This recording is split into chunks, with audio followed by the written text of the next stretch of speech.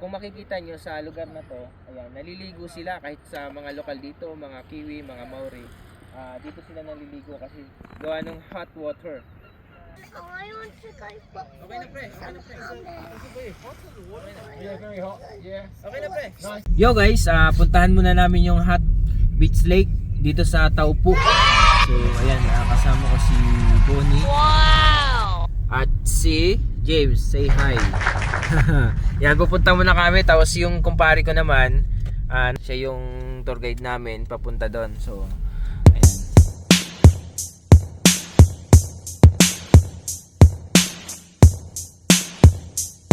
Yo guys, nandito na nga kami, no? Ayan, kasama ko pa rin si Bonifacio. Yan yung ating cameraman. Tapos si James. Hello. Yo. Yan, si mga tropa. So nandito kami ngayon sa Hot Beach. So Hot Beach Lake. Mainit daw dito yung tubig, kaya siya tinawag na Hot Beach. Bibi dyan. Halika. Come on. Kasama ko ngayon si Don Manuel. Shout out, Becoming Maori. Maori. Oh, please guys, palike naman yung FB page niya, Becoming Maori. Wow. Ito yan pag may ihagis kang pagkain. Ay, ganun. Yan o, yung video. Alam mo yung mga video na yan? Nag-aala yan doon sa taon, doon sa loob. Ayan, yung tubig napakalinaw. Wow! Talaga pare. Tapos hot water siya. Ay, hindi, warm lang pala, warm lang siya. Hindi siya mainit, Hindi warm lang ng konti. Yan, Warm yan, lang siya. Pero umusok. napakalinaw, kita mo naman, oh. Makikita mo yung bato sa ilalim. Yan, yung bato sa ilalim.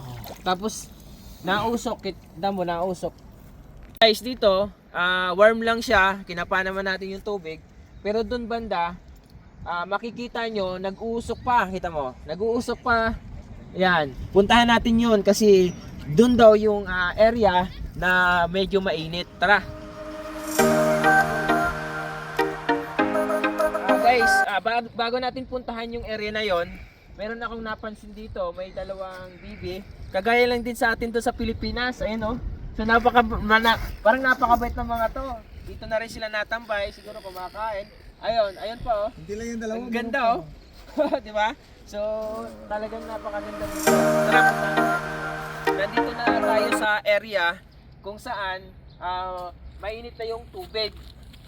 Ayan, mainit na yung tubig. Napapansin nyo naman, meron na siyang usok dito. Napapansin nyo naman.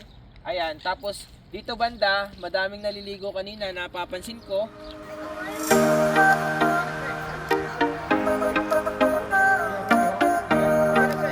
Dito naliligo yung mga kabayan natin, mga Pilipino o di kaya mga local. Dito sila naliligo sa area na to, na parts na to. Kasi medyo malalim siya at talagang makikita nyo yung tubig umuusok pa dahil ito ay mainit. Yan. Di ba? Alright. Ayan, oh guys. Tingnan nyo yan. Ano yan? Tatalon yan. Okay. Sa area na to ay nandito yung mga tropa ng mga bibi, mga ibon na malaki. At kung guys napapansin nyo yon, ang ganda, kulay black. Gansa yun kung sa atin sa Pilipinas. Ayan, isum mo pre. Gansa yan. So ayan, napakaganda dito. Ang ganda ng rock formation niya. At yun, yung puti na yun na nasa gitna, yun yung boya. Ang ibig sabihin ng boya, yan yung parang limit niya, limit distance, na hindi ka pwedeng lumagpas dun sa boyang yon pag lumangoy ka dito, pag naliligo ka dito. Kasi madaming mga turista dito na pumupunta, naliligo sila kasi hot water. Ang Taupo kasi ay napakalamig dito sa New Zealand.